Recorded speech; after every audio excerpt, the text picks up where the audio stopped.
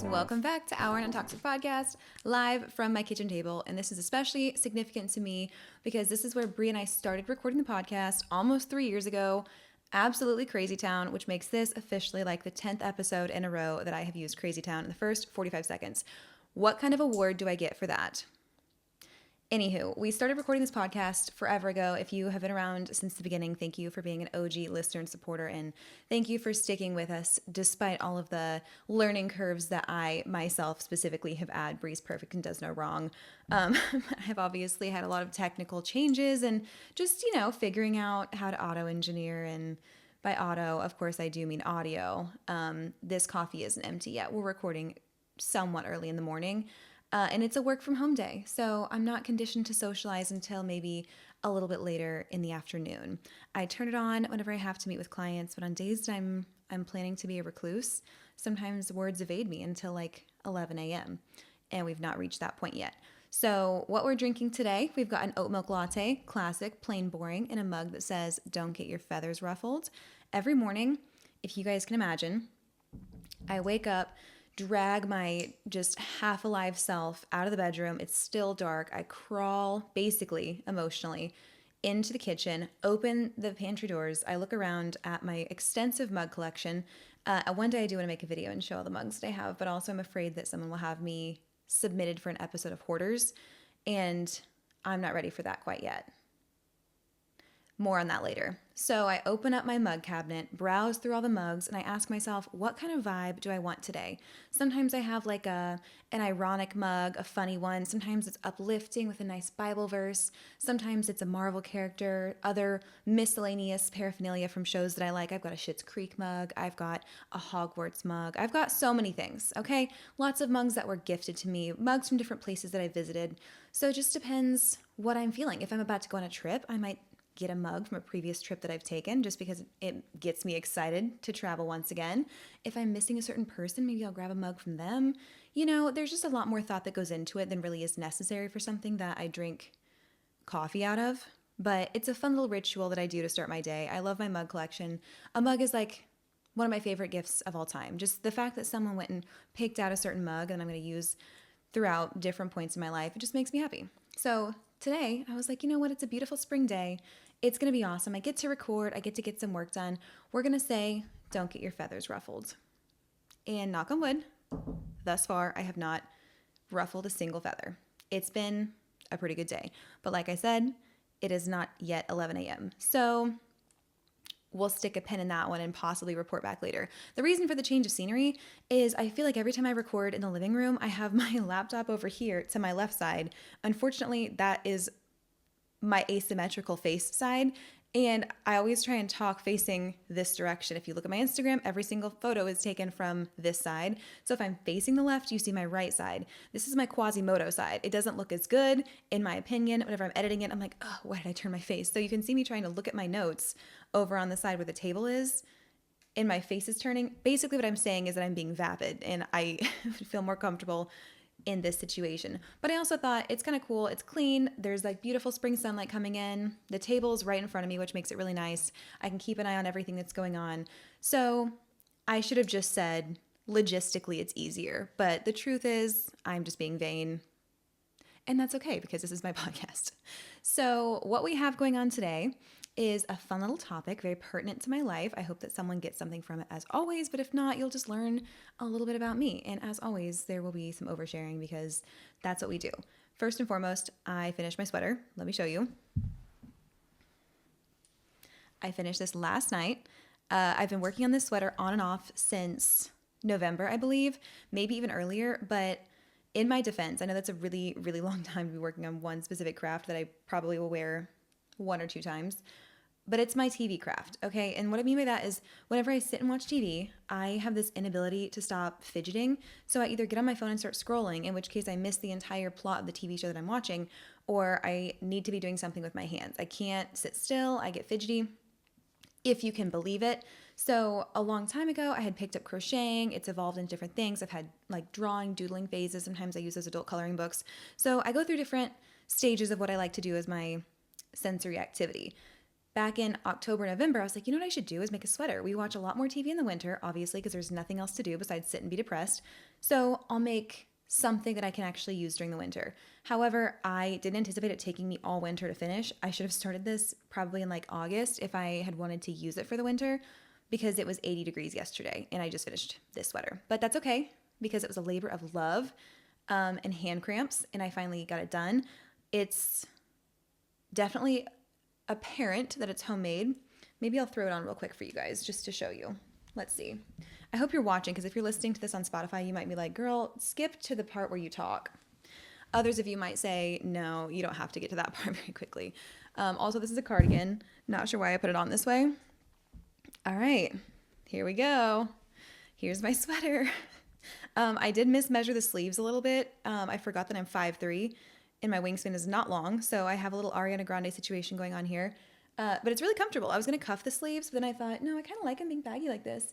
And if you're seeing all these loose threads, that was intentional. I thought it would be cute if I put little bows on all of these intersections. And the unfortunate thing is that I can't tell if this looks intentional or if it just looks like I forgot to trim up some of the fabric and whatever. That's not my job. So this is my sweater. I worked tirelessly on this for months on end, and no, it's hot outside, so I can't really wear it. Maybe I'll just keep it on for a little bit while we're recording, because I want everyone to know that I made this sweater. I'm tempted to wear it out in public just so someone will say, oh my gosh, I like your sweater, which I don't anticipate people saying because it's that good of a sweater.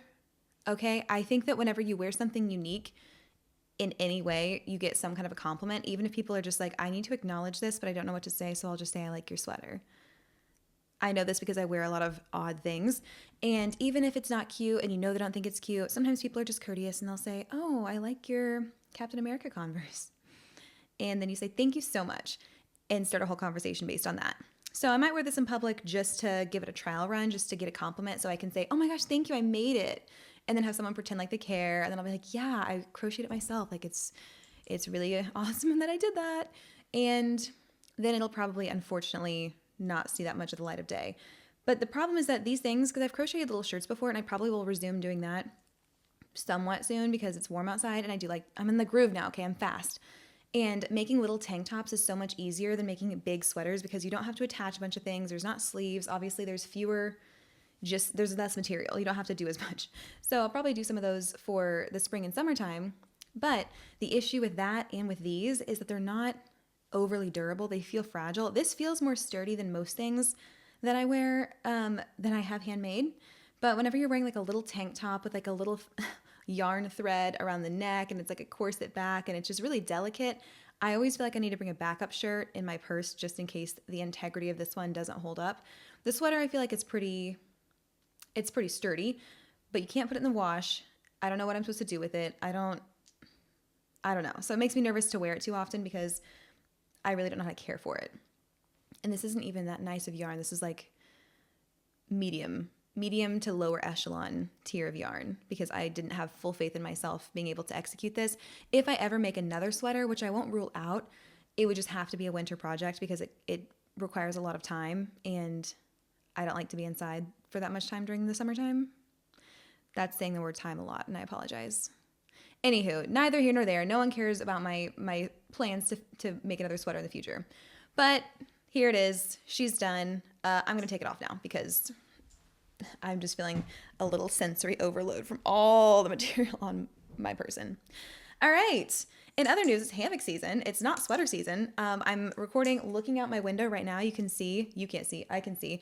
I left my hammock up overnight because yesterday I worked from the hammock, and I was like, this is what I dreamt of. Back whenever I was working at the bank, I would like look forward all week or all month or however long it took to get one of those bank holidays where you get to be off work for like President's Day or something. And my dream would be just to sit outside of my apartment complex and dilly-dally. And now I get to do that in work until my computer overheats, and then I dilly-dally for real.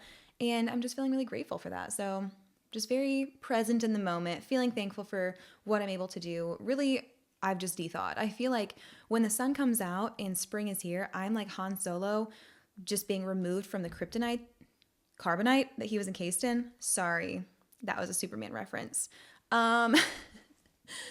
Literally no one cares about anything I've said so far, but I'm going to keep on going because I feel good. I feel like Han Solo coming out of the carbonite. I feel like I have new life. It's springtime. The birds are chirping. I saw these two bunnies in my backyard, which I think I've talked about before. There are these two little rabbits that have been in our backyard on and off for the 3.5 years that we've lived here. And we named them Steve Harrington and Hopper because obviously we love Stranger Things and those are rabbit puns. Steve Harrington and Hopper. I shouldn't have to explain that. You guys should get it by now. But they come out every spring and I get so excited to see them. They're out there almost every single night. And last night, imagine my surprise whenever I was sitting in my hammock and they creep out of the woods like these adorable little creatures. I'm basically Snow White, if you think about it. And I was like, oh, I'll just take a quick little video of them. How cute is this? And as I'm recording, it was like a National Geographic moment. One of these bunnies runs full speed at the other bunny. So Steve Harrington charges Hopper. Hopper leaps over Steve Harrington.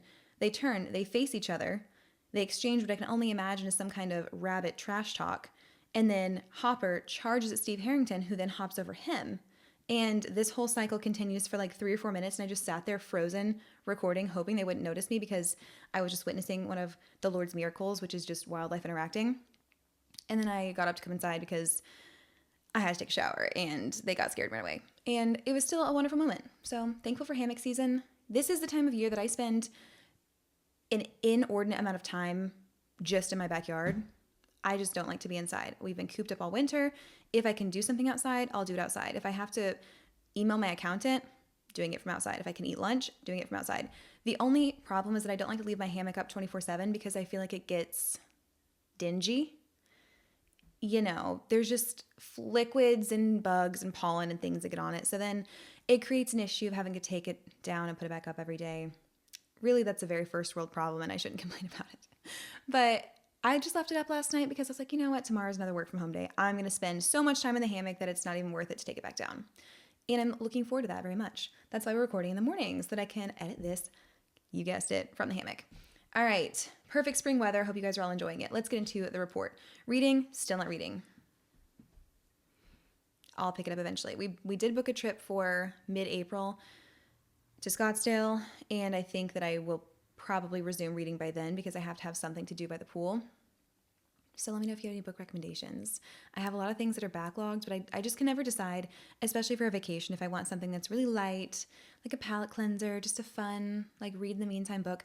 I put a moratorium on heavy materials that extends from books to TVs to movies, even to sad songs. I haven't listened to my crying playlists in months. I don't have any room for sadness in my life right now. I just don't want to do it. Sometimes you go through moments where you're like, you know what? I kind of do want to wallow. I want to cry. I'll put on my crying playlist. I'll watch a sad movie. And then you just relish in your emotions. I don't want to feel that right now. I just don't.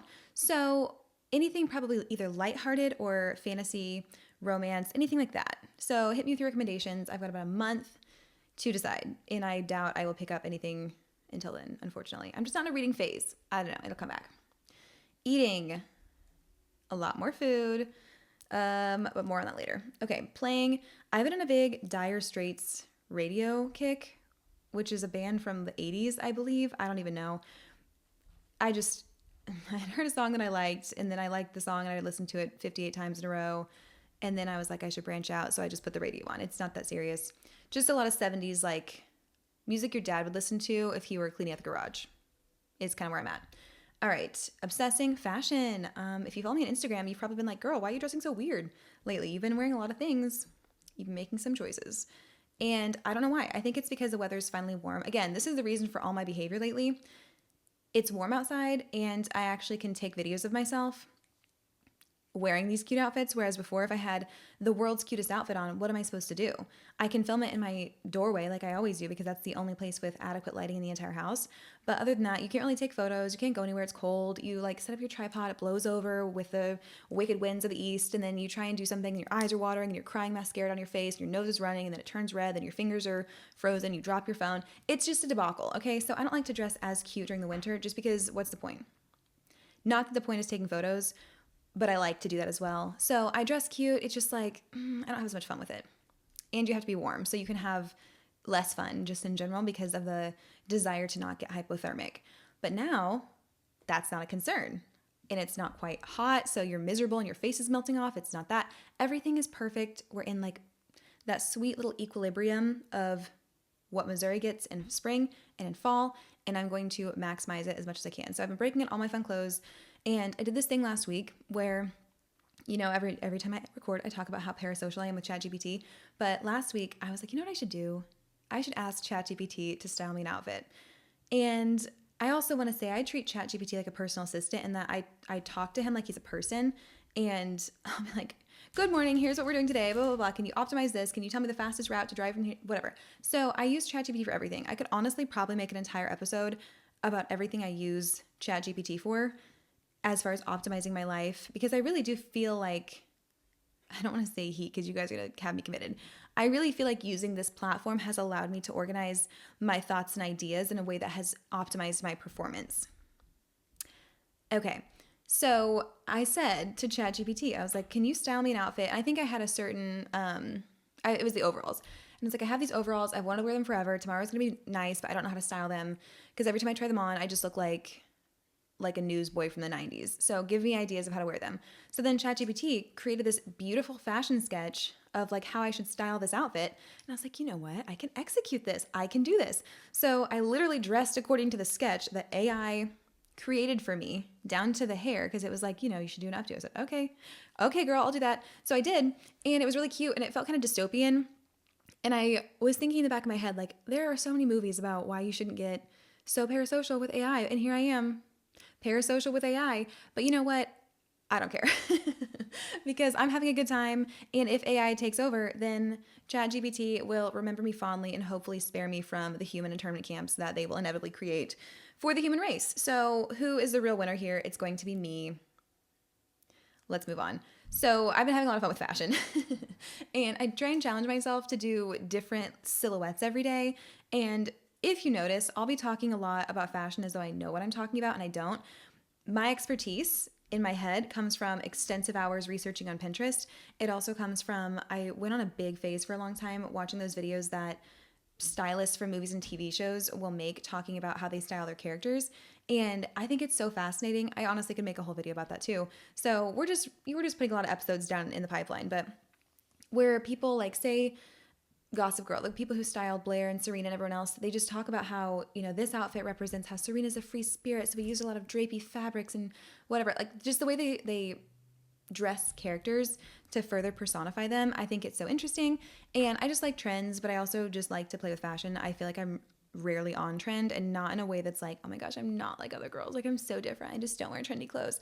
It's not that. It's just that I don't know. I've always kind of been drawn to just like what, this is a stupid thing to say. I've been drawn to what suits my body type, and that's not always what's trending. So I don't know. I just have been having a lot of fun playing with clothes, and every day that I get dressed, I'm like, okay, what did I wear yesterday? If I wore shorter shorts, tall boots, long sleeve top, then the next day I won't want to wear like that same silhouette. So I'll say I should wear maybe like a tank top and baggy pants, and then the next day maybe a dress. Like, I just try and vary it, and it challenges me to actually wear all the clothes that are in my closet, and that's how I justify buying more clothes, because I'm actually wearing what I have. All right, let me move on from that, because I'm talking a lot about things that don't matter. So obsessing, fashion, not very succinctly said, but that's that. What am I recommending? Wearing something from your closet that you keep saving.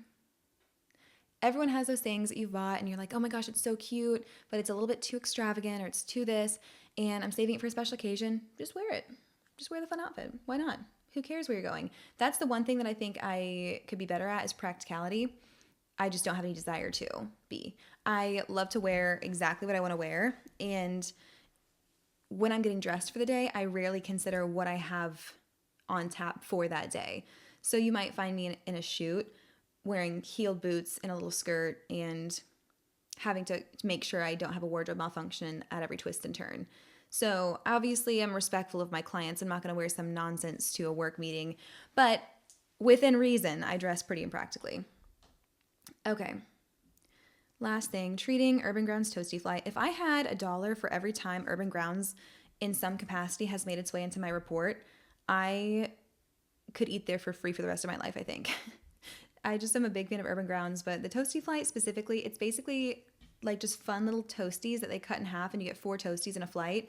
They serve it to you on a nice little wood plank. It's so aesthetic and fun. And usually I'll get 2 savory and 2 sweet. It's just a great time. So the past couple weeks, my husband and I have been going to Urban Grounds on Saturdays because golf season's about to kick up, and I will not see him on Saturdays. But it's in a healthy way. We both love our own separate activities. So it's not like, oh my gosh, I'm a golf widow. It's so sad.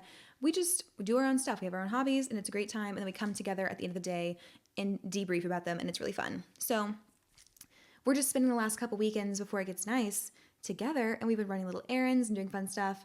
So we've been going to Urban Grounds. He doesn't even drink coffee, but he's been trying for me. And I asked myself this week, why am I trying to get him into one of my most expensive hobbies? Why would I just leave him content with drinking water? But it's one of those things where it's more fun if somebody else gets the coffee too. Like if I'm excited to get coffee in a new city and he's like, all right, I'll take you to get coffee. And then I go get my coffee. It's like, I'm satisfied, but I would be more satisfied if you were also excited to get this coffee. So I'm working on that, but we'll see. All right, guys. Sorry about the 20-minute interlude. I just have a lot to say and we're feeling good. So let's just get you a little catch-up situation. I wanted to mention this on the last episode, but I was talking about fun, lighthearted things, so I just didn't get to it. But I don't even know the last update that I gave you guys. I told you again, we're about to get TMI. So if you're listening to this just out of casual curiosity, this is where it ends for you, babe. You should probably click out. This is for the ones who are in it, not to win it, but just to hear everything I have to say. So my cycles have been all out of whack. I'll just jump into it. And it's been confusing because, as you know, I've had 2 prior miscarriages. And the only issue that we found through extensive testing, blood work, everything else is that I have low progesterone. And since the most recent miscarriage, I've had a lot of issues with like irregularity, my luteal phase, which is the phase between your period and your next ovulation. No, your ovulation and your period. It's a lot shorter than it needs to be. It's been like 6 or 7 days, which is not normal. And this past month, I didn't have an ovulation at all. So obviously I'm like, hey, what's up, doc? Going full Bugs Bunny mode with my obstetrician. And she was like, well, let's look at these factors. We talked about different things. And I was like, I'm doing everything you're telling me to do. Nothing has changed. Like, I don't know if it's possible for your hormones to just change, which it is. But this has been an ongoing issue. And, I hadn't had that much time since the miscarriage up until my last appointment. So they're like, well, just give it another couple months and see if it levels out. And giving it a couple months is very frustrating because when it comes to fertility, everything happens basically once a month. Like you can only do blood work at certain times of the month. You can only try and conceive once a month, like in a small window. So it's very difficult because if you miss that window, you have to wait a whole other month to get a second chance. So the whole timeline is just very slow moving and very spread out, which is difficult whenever you love instant gratification, i.e. me, and you just want something so badly, also i.e. me. So waiting for that time period can be very difficult. And every time there's a setback, it feels like, oh my gosh, like what else is going on? And with these new developments, just finding out like, okay, well now I have to get more blood work done and I have to do this and all these things, it's been very frustrating for me just feeling like there's another hurdle. Like every time I'm so close to the finish line, like, okay, well, we'll do this next run of blood work and test for this, or we'll try this. Then the goalpost gets moved. So I feel like I'm just running this endless race where it's like every time I get close, it just like gets pulled a little bit further away. And with this last development, i.e. not ovulating, then we were going through all the different scenarios, like what's happening, what's going on to maybe cause this. And my doctor's like, are you under extra stress? Are you going through something? And I was like, well, this, like infertility is a little stressful, I would say. But besides that, I don't feel like I've been under a lot of stress. And, long story short, upon further digging, then we landed on maybe I'm overtraining and maybe I'm overdoing it in general. So let's back up. I started really buckling down on my fitness journey in October because that was recovering from my September miscarriage. I was really struggling mentally. My grandpa had gotten diagnosed with brain cancer and we knew that he didn't have very long to live, and he ended up passing away in October. So around that time was whenever I decided to channel all of this energy into fitness. And if you've listened to the podcast like as it has come out, then you've seen me go from like, hey, I'm doing pretty okay. Life is actually not that bad. Then I had a second miscarriage and I lost my grandpa and then I was in a really dark place. And then I took that podcast hiatus because I just had nothing to give. And then coming back, I felt like I was actually in a lot better place. And you can probably tell a really marked difference between when I stopped and went on the hiatus and I just had nothing to say, nothing to give. I had no like positive message to put out into the world. So I didn't want to put anything out into the world. And when I came back, I just felt like myself again. I felt like a better version of myself. And I've seen physical changes. I've lost weight, which wasn't my intention, by the way. I didn't set out to lose weight. I was actually pretty happy with how I was before. I was indifferent, but I felt good. I felt confident. And then going through this, I also had to go through different dietary restrictions. Like I had to limit gluten, limit sugar, limit dairy, which is why I'm drinking a boring oat milk latte every day of my life. Sometimes black coffee, but we haven't officially gone full news anchor mode. So all of those changes, me going to the gym pretty steadily because of my declining mental health, me cleaning up my diet, and just a lot of factors that didn't have much to do with each other resulted in me losing weight. I ended up losing 14 pounds, I want to say. And I don't like to say specific weights because I don't want anyone to ever compare themselves to anyone. But I ended up losing about 14 pounds. And I lost from October to now, last weekend, I've lost 6% body fat. And I don't know much about the whole fitness world. I've never tried to do anything competition-wise. I've never tried to pursue being a dietitian. I've never done anything to educate myself before now. And to my understanding, that's a pretty drastic decrease in about 4 to 5 months. But again, it wasn't intentional. And I've had phases in my life where I've had unhealthy relationships to food and to eating where aesthetics were the goal. And I did want to lose weight and to be thin and be smaller. And I was counting calories obsessively, and this wasn't the case. So I actually track my food to get my protein goal. I don't really track calories, but I try and track protein to make sure I'm getting enough of that. And fast forward to this weekend, then I actually got into a spat with my husband because he was being lovely and caring and pragmatic and honest. And he was like, do you think you should cut back? And I was like, no, I'm not going to cut back. I've done everything right. I cut out gluten. I cut out dairy. I cut out sugar. I've been doing everything. I test my temperature. I do everything that I'm supposed to do. I've gotten poked and prodded. I've done literally everything that I can think of to do. I'm getting more sleep. I've cut back on work. I've cut back on stress. I'm doing everything right. I'm not giving this up too. And after taking a shower and thinking through it, I was like, you know what? He actually is right. So I apologized and told him, and I was like, you know what? It's not you that I'm upset with. It's the concept, because I feel like I've given up so many things in pursuit of this goal that seems to come so easily to other people. And I feel like I have worked so hard to take care of myself, especially over the past 6 months, as things have been circumstantially more difficult than they have been in the past. I've worked really hard to dedicate myself to my faith. I've worked really hard to have a positive attitude, genuinely, not just pretending.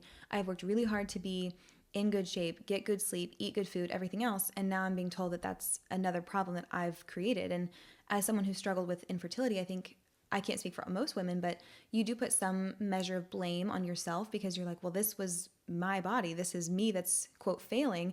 And whether or not that's holds any merit, which it doesn't, you still have those things that kind of permeate your mind. And with this being the new development, I was like, are you kidding me? I've given so many parts of myself up. And I feel like some things I didn't even give up willingly. They're just parts of my life. Like the passion that I used to have for my career, I feel like that's even dwindled because you just have things weighing on your mind and your heart that you didn't before. So I went through all that frustration this weekend, and I didn't know if I wanted to talk about it so soon just because I don't have that much information about it, and I don't ever like to speak out of turn and just start speaking and, give people ideas whenever I don't know what I'm talking about. So again, take this with a grain of salt. I don't know what I'm talking about. But with my overtraining, it snuck up on me in a way that I didn't anticipate, which is literally the definition of having things sneak up on you. But I didn't feel like I was overworking myself. And with the exception of the few toenails that I've lost along the way, there's been no indication physically that I'm under duress. I've really focused on getting 7.5 to 8 hours of sleep every night. I eat, I make full meals every single time. And I don't work out if I'm not feeling well. Like if I'm having a rough day, if I feel worn down, tired, I just don't go to the gym. I really listen to my body. And I know that I am, because I've had phases in the past where I know I haven't, and I've pushed through all those cues and signals, and I'm just not in a phase like that anymore. So when I feel like I'm the healthiest, strongest version of myself, to be told now it's time to slow down, now it's the time to cut back, that's what I'm struggling with the most, because I'm consistently hitting PRs running. I'm finding my stride with calisthenics and weightlifting and like all these different things that I've been pursuing that have been bringing me so much joy and so much pride. I feel like I'm in a great spot with them. So to be told, it's time to maybe take a little breather, that's very frustrating. And I think one of the reasons that I'm struggling with it the most is because with the struggles to get pregnant and to stay pregnant and all of the difficult things that I've gone through this year, then one of the issues that I've struggled with is not liking my body, and not the way it looks, but not liking what it's doing for me or what it's not doing for me. And this avenue of fitness and pursuing, performance and how fast can I run, how far can I run, and how strong can I be, and how in shape can I get, has been something that's allowed me to love my body again. And I can look at these milestones that I've hit and PRs that I've been able to achieve and different things and be like, I am proud of myself. I love my body. I love what it's done for me. I love what I can do. And it's allowed me to bridge that gap that had been severed between you failed me to I love you. Look what we can do together. So that mind-body connection has really been healed over this journey. And that's another reason I'm struggling so much with the potential taper. And if I'm being honest, cutting back in the name of trying to become a mom and grow our family and this whole journey is obviously a no-brainer. I would give anything up to be able to pursue this for us, but it doesn't mean it's not difficult to give it up. And it's not that I have to give it up completely. I just have to taper back a little bit. And the reason is that sometimes your body can't tell the difference between stress that's induced by you, i.e., I'm going to go for a 10-mile run, and stress that is not induced that you need to survive, i.e., being chased by a lion across the African savannah. So because our bodies can't differentiate between those things, then you have to be aware of them and almost look out for your body in a way that it can't look out for itself. So because I'm not able to differentiate that stress, I'm going to have to chill a little bit on the workouts, which is a big bummer. And I'm working on making that a positive thing, because just like with everything in life, you can't control your circumstances. You can only control what you do with them and how you react to them. And I did react poorly at first. I'm not going to lie, but everything has a little grievance period. You always have a little time to throw your pity party, put on your sad hat, and then you have to move on. So I did that, and now I'm moving on. And I'm focusing on making this a new era, like I love to do with everything, make a Pinterest board, make it fun, romanticize it. But if that's how I cope, then so be it. Because I had this winter arc. I had this deep commitment to fitness and the grind and blah, blah, blah, whatever. And that worked out great. Okay. I feel great. I feel strong. I'm proud of how I look, even though that wasn't really my main motivation, but I'm proud of all those things. That was successful. But if it's creating other issues in my life, because if I look back at whenever I started to have these issues with my cycle, it was literally right whenever I got really intense with my workouts. And the fact that I didn't realize that before now maybe is on me. But I had just never thought that, one, I'm not an Olympian, okay? I'm not Simone Biles out here. I had never have thought of myself as like working out or training to a point that I'm possibly doing something of concern. So that seems like something that you would say to flatter yourself, like, oh, maybe I'm working out too much. Maybe I'm too in shape. It's not, like, I would never think that about myself. So it didn't cross my mind, but maybe I should have been more in tune to my physical cues. It's just that my body's been out of whack for about 20 months straight now. So it's difficult to pick up on new things that are wrong whenever there's been plenty already. But I don't know where I was going with that. But basically, now that I'm at this point, I just want to make the best of it. So I had that era of my life. Now moving forward, we're pursuing balance. And even if I'm not good at that, I've always struggled with doing things halfway. I've always struggled with not doing things 1,000,000%. I excel in things that you can't do too much of. So that's why I think I enjoy being self-employed, because you can overdo it and get burnt out, but it bodes well to do more because you have more success, you make more money, blah, blah, blah.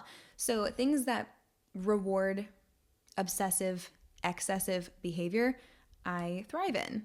However, that's not sustainable and it's not always healthy.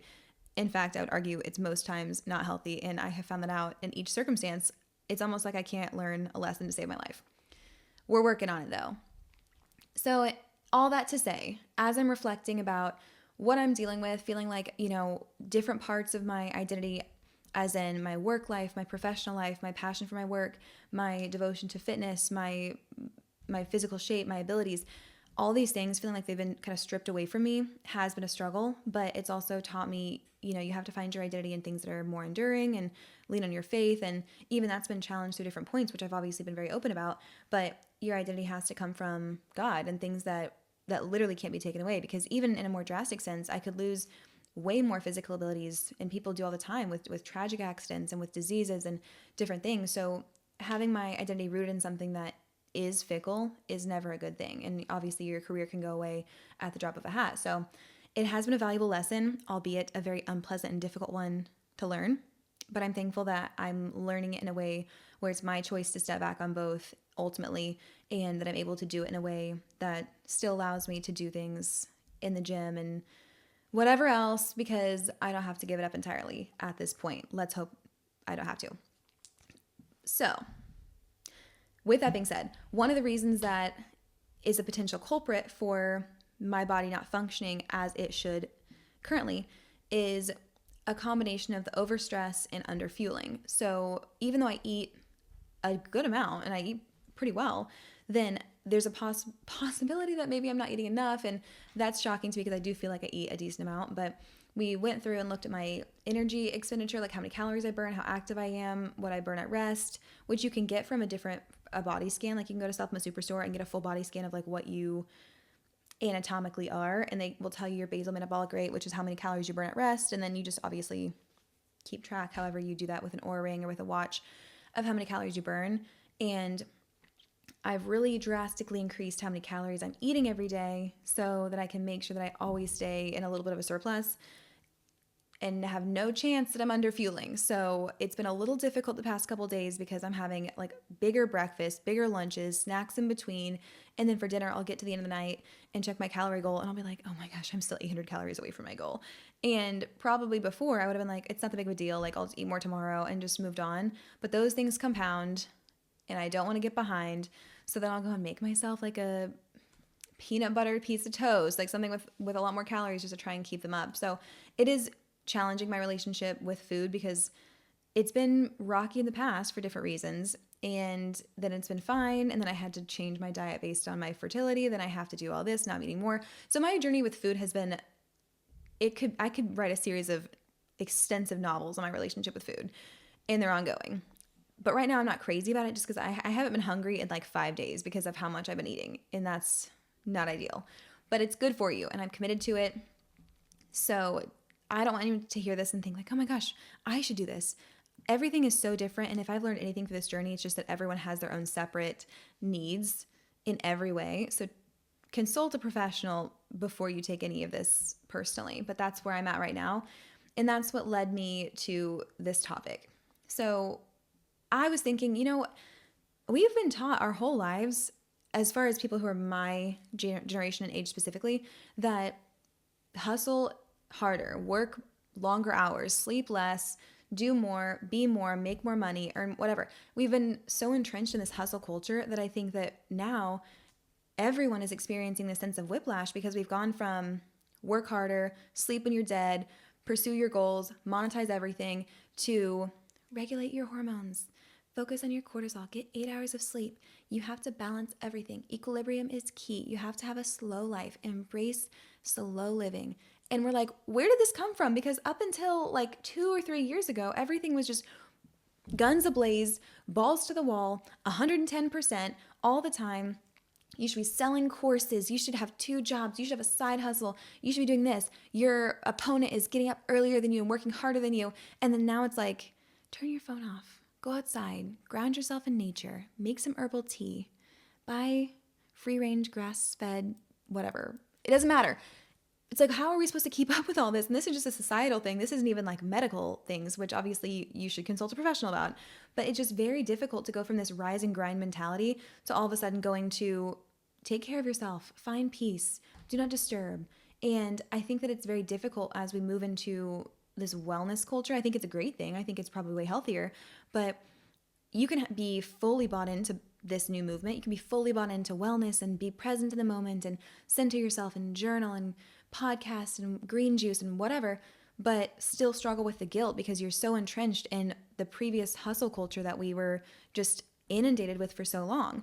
And that's something I find myself struggling with right now, is that for so long it was just do more, be more, push harder, be obsessive, be excessive, be intense, be in control, be everything. And now my goals are literally sleep more, eat more, put on a little body fat, work a little bit less, work out less. And those are all the complete antithesis to everything that I've ever tried to do and be. It's always been work more, earn more, make more money, lose more weight, be thinner, be leaner, push harder, sleep less. And now that has been completely flipped on its head in a way that's independent of me. Like it's happening in culture, it's happening medically, it's been told specifically to me, you got to do this or you're going to keep having issues. So I think that even though I'm 100% bought into, well, I'm 90% bought in. There's some things that I'm like, well, I don't want to give that up yet. I'm 90%, I'm 89% bought in, okay? Even though mentally I want those things, I want to pursue those things, there's still a guilt that comes with it, because now if I don't get to bed until 11:30, I'm like, okay, well, I should sleep until 7:30. I shouldn't get my alarm earlier just because I am not getting to bed early enough. But then there's guilt when I don't get out of bed until 7:40 because I was trying to get my 8 hours of sleep.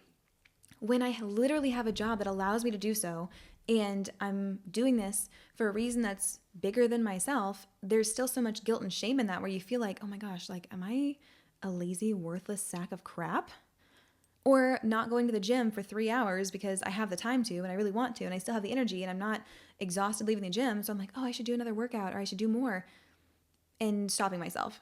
There's guilt with that. And I don't know how long it's going to take me to work through that, but it is very challenging because I can't imagine how much harder it would have been if I hadn't had somewhat of a slow pivot. Like I had to taper back on work first and then kind of taper back on fitness now.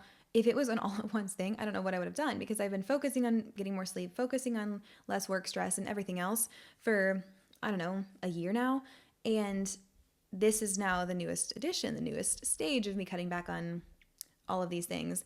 But I don't know, I was just really thinking how damaging it is for all of us to go from this go hard or go home mentality to now avoid burnout, take care of yourself, prioritize mental health, do this for you. And we've not been given that much grace as far as culture as we pivot.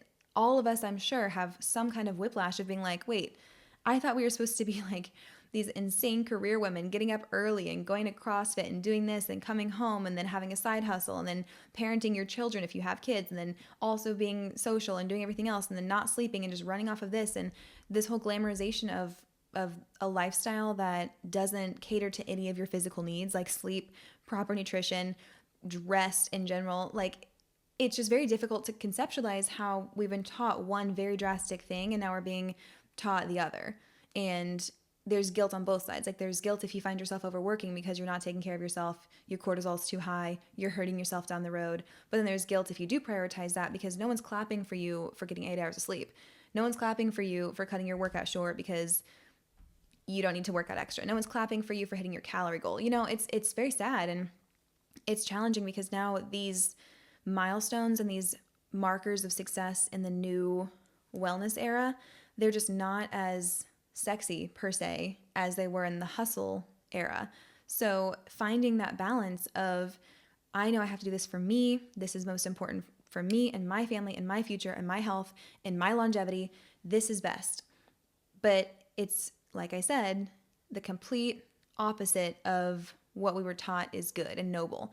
Like, we're taught that the person who wakes up early and sacrifices sleep for the gym is better than the person who prioritizes rest and recovery. Or we're taught that the person that works out 7 days a week is better than the person that works out 3 or 4 days a week, because that's a proper balance, but this person's so dedicated. Or the person that works until 8 p.m. because they're so in love with their job and they're so dedicated and they're so committed to excellence. That person is an entrepreneur and a hustler and they're grinding and it's admirable and they're just dedicated, is better than the person that gets to 5 o'clock and says, I'm done for the day, I'm going to go home and see my family. We're taught that this is what you glamorize, when this is what gives you life and gives you fulfillment and gives you, you know, just happiness. And I don't know, it's just a very difficult thing that I don't have any answers for at this point, because I'm still very new. I'm still learning how I'm going to balance all these things in my personal life, but I am committed. Like I said, I threw my little pity party and I was like, this sucks, I'm angry. And then I moved on because life is still pretty good. So, I hope you guys agree with me. That was kind of a rant for a second, but I think that it all comes down to this guilt with the spectrum of not doing enough and doing too much, not doing enough and failing, doing too much and burning out, not doing enough and not seeing progress versus doing too much and harming your body. It's a constant back and forth. This spectrum is like, I'm sure everyone has one of their own, whether it's in motherhood or it's in your career or it's in your social life or it's in fitness, whatever it happens to be. I'm sure we're all struggling with it in some regard, but it's just difficult. It's difficult to determine what that is. And I think that, again, the balance, the goalpost moves continually just because your goals move, your physiology moves. You know, if you're postpartum, you're obviously going to struggle with different things than someone who's at the top of their career trying to figure out how to avoid burnout while also pursuing a promotion and blah, blah, blah. It's not my job to tell you guys what you need at this point in your life because I'm not wise enough to do so. Maybe one day I will be, but not right now. So for now, I have a little reframing activity we can do. And it's just taking these old phrases, like these buzzwords and these adages from online and things that people always used to talk about and say, and reframing them into a healthier outlook. And as I'm saying this, I'm like using it as a mantra to repeat to myself to be like, you need to take note of this too, girlfriend. It's not for everyone else. It's not just for listeners. You got to also implement this into your own life. So let's start with the first one. The old mentality, I'll rest when I'm successful. We're reframing it to say, a successful life is one where I can continually make progress, but in a way that allows me to enjoy the process as well. So, before we're taught you don't deserve rest, you don't deserve to pump the brakes, you don't deserve vacation, you don't deserve this until you're successful. Until your goals are met, you better not look up from your laptop, you better not look up from the dumbbells, like whatever it is. You can rest at that point when you achieve success. But the problem is, which I've realized in my professional journey, in my fitness journey, everything else, that is a constant moving finish line as well. Like you think, okay, whenever I can run a mile this fast, then I'll be happy. And then you get to that point and you're like, oh, I'm so close to this next PR. I'll just push a little bit farther. And same thing in the gym. You know, if I can just lose 3 pounds and I'll be so excited. Then you get there and you're like, oh, well, I'm almost to this weight. Maybe I'll just do a little bit more. And in your career, you're like, well, I never thought I could make this much money. Maybe if I just get 2 more clients, I can make this much money. It never stops. And you're kidding yourself if you think that it is. Or maybe you're just better at self-regulation than I am, which is awesome. Good for you.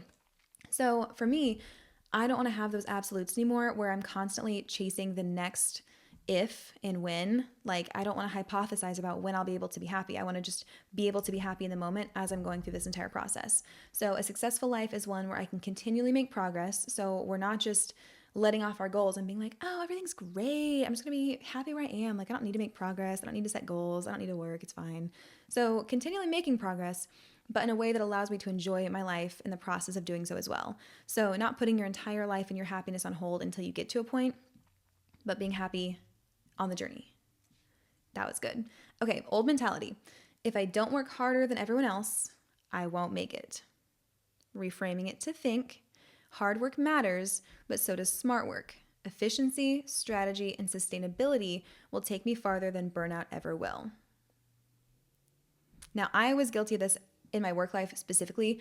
I luckily have not struggled with comparing myself to anyone in the gym, I think because it truly has been something for my mental health, and it's not been something where I'm like, I have to be faster than someone else. I have to be more fit than someone else. Like, I want my abs to be better than hers.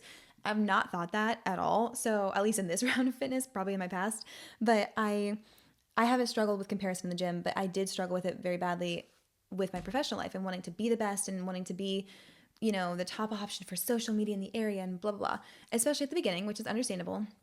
But my mentality was truly, if I don't work harder than everyone else, I will not make it. I will not be successful. And now, if I had to tell my past self or anyone in this position of starting out as an entrepreneur, as a career person, I would say your hard work matters, but smart work is very, very crucial. So being efficient, being strategic, and working in a way that's sustainable to make that progress towards your goals, that'll take you way further than going all out right now and hitting burnout and then having nothing to give and still having to complete your workload. Speaking from experience. All right, next. This is something that I feel like we've all heard, not so much lately, but definitely back in like high school, college. You have the same 24 hours as Beyonce. I don't know why Beyonce was put on this pedestal, but it was something that we were all taught, like she has the same 24 hours as us and she's Beyonce, you know, whatever. So we're reframing that to think time is a tool. It's not a competition. Beyonce has a team, okay? So we got to give ourselves the same grace and give ourselves support when we can. That's not very like succinct, but that's the point. With these little phrases like, oh, Beyonce only has 24 hours a day and so do you. How are you using your time? Rather than saying that, time is a tool, it's on our side.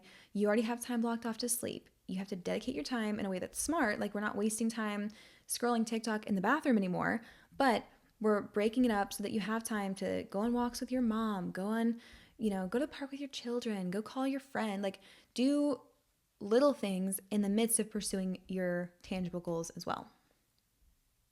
Next, sleep is for the weak. This was something I myself believed and preached and lived by for years. I was averaging like 4 hours of sleep a night, and now I'm facing the consequences, and that's my own fault. So I'm atoning for my crimes against REM. Now we're saying sleep is for the strong because what rest people perform better, think more clearly, and make better decisions. And that's just proven. That's scientifically backed. If you sleep better, you will have better critical thinking skills. You'll have better recovery. Your memory will improve. Your physical performance will improve. Everything increases and gets better when you have adequate sleep. It's really crazy how much depends on sleep with how little it's emphasized in our society. It's almost looked down on. Like people who sleep an adequate amount, it's like, oh, good for you. You must not have kids. Oh, wow, I wish I could sleep in. And we shame it. Why do we shame sleep? It's literally like this miracle drug that's freely available to us. Unless you have a newborn, sorry. But it's right there for the taking. And we're just like, oh, she sleeps a lot. Like, that's embarrassing. Why do we act like it's a bad thing? This is one of the worst things that we've ever done for our society, is to stigmatize getting adequate sleep. It's something that improves literally every function of your life, mind, and body. And we treat it just like that's a lazy person's activity. So we need to think and pray about that one and perhaps rebrand sleeping. Next, old mentality says, no pain, no gain. We're reframing that to say that discomfort can lead to growth, but suffering isn't a requirement for success. And I know that David Goggins and all the people in that realm would be like, it is a requirement for success. You should be doing this. You got to push yourself past this. Don't be whatever. Yeah, okay, that's good for them, but that's not this podcast. David Goggins isn't trying to heal his reproductive cycles, okay? So let's just stick a pin in that one. Discomfort can lead to growth. You should be pushing yourself out of your comfort zone, because I don't want to overcorrect and get to a point where I'm like, oh, that's outside of my comfort zone. That's going to cause me to raise my cortisol levels, and I just do not want to do that. Life is uncomfortable. Life is difficult. You have circumstances where you have to push yourself past what you would like to do. You have to make time for things you don't want to make time for. So there's always going to be things that challenge you and push you outside what you think is probably the most comfortable, but that's how it is. You can't eliminate those things, unfortunately. And I think it's good for you. So discomfort, good. But suffering is not a requirement to success. You don't have to become a martyr to your goals to make it noble that you've achieved them. Like, you don't have to be a slave to your work to make it impressive if you get a promotion or your business succeeds.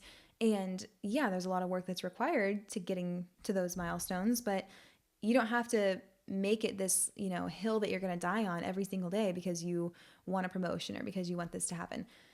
So, discomfort good, suffering bad. Last, old mentality says, if I slow down, I'll fall behind. We're reframing that to say that sometimes slowing down is the only way to speed up in the long run. You might remember the tortoise and the hare. I'm not going to go back and tell you that whole story because you guys probably know the story, or you should.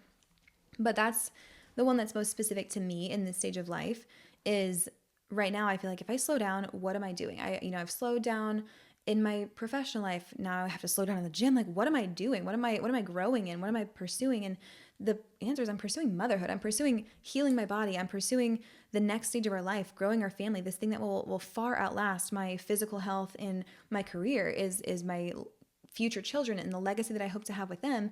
And that is worthwhile. So who cares if it's slowing down now? And even though the answer right now is that I care because I'm having a hard time with it, but even though it's difficult to slow down now, that's the only way to move forward. And that's happened before in my professional life. I've had to slow down so that I could reignite my creativity, so I could reignite my passion for my work, so I could get through this phase of burnout and then push ahead and bring on more clients and grow again. So I have not done this previously in my fitness life because I'm not like a lifelong athlete. I just like to work out. So I imagine it's the same thing with fitness, where sometimes slowing down, training less, letting your injuries heal, letting different things kind of balance out, giving yourself time to recover. That's the only way to speed up in the long run. That's the only way to make progress, to hit PRs and blah, blah, blah. So it's pretty applicable to just about everything in life. If you slow down, you're not going to fall behind. Sometimes you have to slow down to get your bearings, to heal, to recover, to regroup, to make a game plan, to fix your mentality, and then you move forward. Okay? Does that make sense? I hope so. So my mindset obviously is a work in progress. We're working on seeing slowing down as self-care, as something that's natural, as just a new strategy. Like, if this was a Formula One race, we're just pulling you to the pit for a little bit, all right? We're getting our oil changed, we're getting our tires rotated. This is not an analogy that I'm equipped to speak on, but it's just part of the race, all right? The plan is to return to the race eventually. Lots of laps left to drive. Okay, so I'm going to leave that where it is. But what I just want to encourage you guys is to redefine success in your life. What does success look like to you? Is it truly the grind? Is that what makes you the most happy? And if so, where is that coming from? Are we compensating for something? That's what I've done in the past. Are you listening to what society's told you to do? Are you truly just relentlessly pursuing your goals? That's something that you have to decide for yourself. Where is this coming from? And how can you redefine success for yourself and see slowing down or taking a pause and taking care of yourself as something that's necessary and good and admirable, and not something that you should feel shamed or guilty about? Okay, final question. What does success look like to you outside of what you've been told? I don't have an answer. I'm just going to leave that one with you guys because I'm still pondering it myself. Okay. I'm going to think on it. I'm going to pray about it. I'm going to meditate on it until I get bored and start doing something else. But I am focusing on that. So this has been a real doozy. This is vulnerable. This is honest. This is exactly what I'm going through. So if you guys have any tips for any of that, I'm always open to feedback mostly. I prefer positive, but I'll take whatever you got at this point. So we're working on mentalities. We're working on slowing down. We're working on sleeping. So yeah, here's to gaining weight, sleeping more, and working less. I love you guys. Thanks for listening. I hope you have a wonderful week. I hope you get outside. Hope you enjoy the beautiful spring weather. I hope you find yourself in a hammock at some point or another. I hope you wear fun, ridiculous outfits from the back of your closet. Send me pictures if you do. Please, seriously. And I hope you have all mountains, no valleys. Treat yourself on Friday. Have a wonderful week. Thanks for listening. Bye.